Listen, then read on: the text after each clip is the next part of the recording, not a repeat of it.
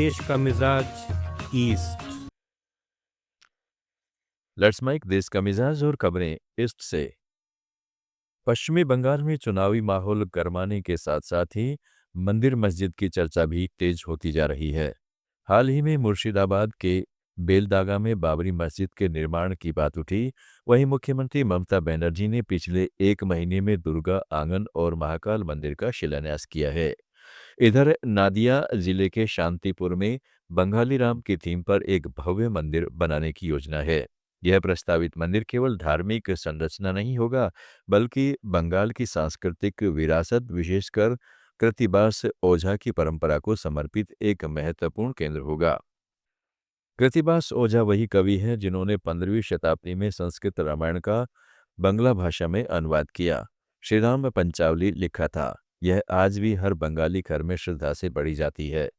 बंगाली राम की अवधारणा को केंद्र में रखकर शांतिपुर में विशाल राम मंदिर और हेरिटेज सेंटर बनाने की प्रक्रिया तेज हो गई है। छत्तीसगढ़ के बीजापुर जिले में हुई मुठभेड़ में 4 महिलाओं सहित 6 माओवादी मारे गए हैं। मुठभेड़ में मारे गए माओवादियों की पहचान दिलीप बेदजा, मदविकोसा, लखी मदकम और राधा के रूप में हुई है। शेष 2 की पहचान प्रक्रिया अभी जारी है। अधिकारियों ने पुष्टि की है कि दिलीप बेदजा लंबे समय से इंद्रावती रिजर्व और राष्ट्रीय उद्यान क्षेत्रों में सक्रिय था। मुठभेड़ में 2 AK-47 rifle, 1 INSAS rifle, 2 303 rifle और 6 ग्रेनेड सहित भारी मात्रा में हथियार भी बरामद हुए हैं। मुख्यमंत्री विष्णुदेव साय ने माओवादियों से हिंसा छोड़ने और मुख्यधारा में शामिल होने की अपील की है। सोशल मीडिया पर एक पोस्ट में मुख्यमंत्री ने कहा कि सरकार न्याय, सुरक्षा और सम्मान के साथ पुनर्वास के लिए पूरी तरह से प्रतिबद्ध है। लेट्स मेक देश का मिजाज ईस्ट।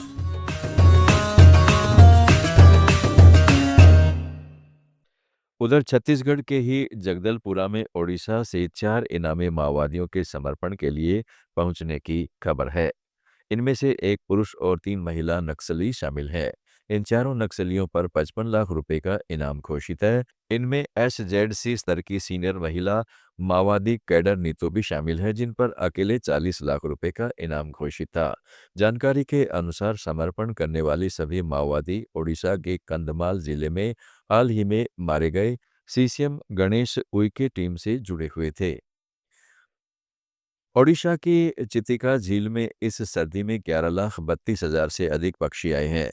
वार्षिक मध्य शीतकालीन जल पक्षी स्थिति सर्वेक्षण से पता चलता है कि पक्षियों की संख्या 2025 में 11,27,000 की तुलना में लगभग 5,000 अधिक है। हालांकि आर्द्र भूमि में दर्ज प्रजातियों की संख्या पिछले 2 वर्षों से 196 पर स्थिर है, लेकिन इस वर्ष झील में पक्षियों की 2 प्रजातियां प्लेन मार्टिन और बंगाल बुश लार्क देखी गई है। सह मुख्य वन्यजीव वार्डन प्रेम कुमार झा ने बताया है कि इस वर्ष की गणना में 196 प्रजातियों के कुल 11,32,200 पक्षी दर्ज किए गए, जो पिछले वर्ष की तुलना में 4,975 की मामूली बढ़ोतरी है। उत्तरी पिंटेल सबसे अधिक आबादी वाली प्रजाति पाई गई, जिसकी संख्या 2,18,993 थी। नितिन नबीन के नामांकन पर बिहार के उप मुख्यमंत्री सम्राट चौधरी ने कहा, यह बिहार के लिए खुशी की बात है और भाजपा के लिए भी एक ऐतिहासिक दिन है कि नितिन नबीन ने सबसे कम उम्र के राष्ट्रीय अध्यक्ष के रूप में अपना नामांकन दाखिल किया है।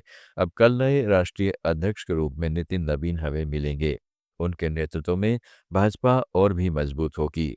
यह बिहार के लिए गर्व का दिन है और मैं प्रधानमंत्री मोदी, केंद्रीय गृह मंत्री अमित शाह और जेपी नड्डा को धन्यवाद देता हूं।